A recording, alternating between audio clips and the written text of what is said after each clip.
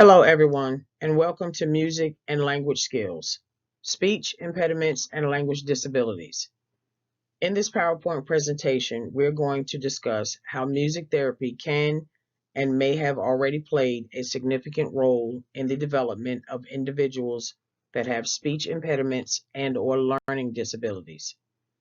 Also, how music therapy can or cannot affect people differently from age, culture, gender, and demographics.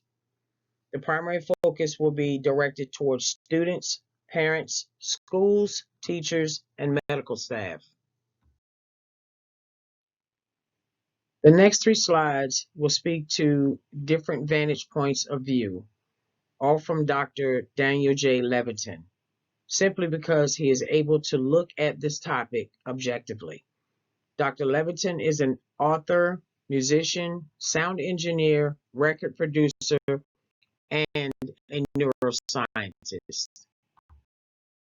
In his extensive introduction to This Is Your Brain on Music, Dr. Levitin tells the story of how brains and music co-evolved, what music can teach us about the brain, and what the brain can teach us about music, and what both can teach us about ourselves.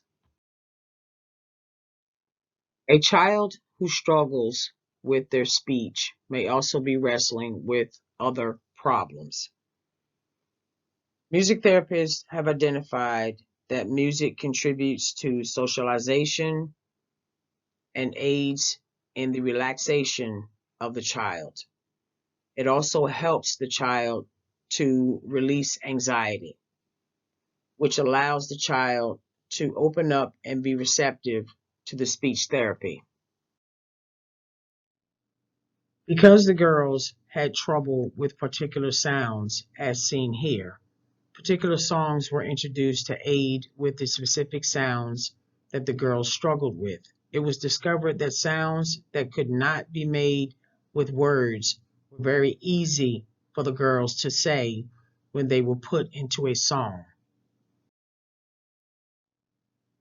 During interviews with the girls' parents, the therapist learned that not only were the girls having difficulty with these issues, it was also discovered that each child felt that at least one parent was rejecting her attempts at communication.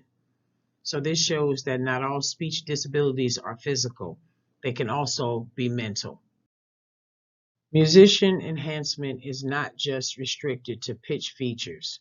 Studies also have demonstrated that musicians show superior brainstem representation of timing and harmonic structure in speech, features that are important for differentiating speech sounds. Taken together, these studies demonstrate that musicians show a distinct advantage in the early auditory processing of speech features. These authors address three important principles underlining automatic sound selection by top-down feedback pathways. Specifically, first being feedback is initiated by higher level structures, for example, the cortex. Next, efferent pathways carry this information to lower level structures such as the auditory brainstem. And lastly, selectivity arises at the earliest stages of processing. This selectivity is important for higher level structures to distinguish relevant information in the signal from irrelevant details. The next 6 slides will touch base on how music therapists have identified that music can be used as a therapeutic tool for certain disabilities. The use of music therapy in special education settings is defined as, in the United States context, it is recognized in educational settings as a related service that may be provided to assist a child with special education needs. Meadows, 1997, in a review of music therapy for children with severe and profound multiple disabilities, describes 6 goals of music therapy for this population. Also, music therapists may approach these goals in a number of ways depending on their philosophical and theoretical beliefs. As an activity therapy, music therapy focuses on human behavior, and this places music therapists alongside many other types of behavior scientists. Such an identity extends the relationship to psychologists, special educators, and social workers alike.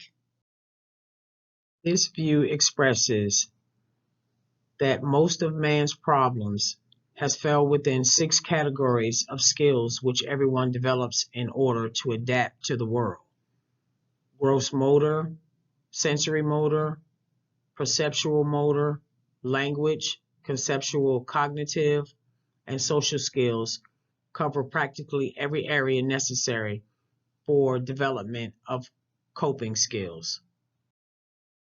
At this moment, music therapists and the field of music therapy welcome the interest of fellow music professionals. The National Association for Music Therapy Incorporated academic programs at the 55 universities around the country and clinicians in practice stand ready to explain their profession and put it to use wherever possible. Hello, all.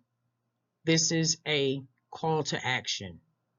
We as a humane society should come together in agreement of all and any research or studies that are needed for music therapy.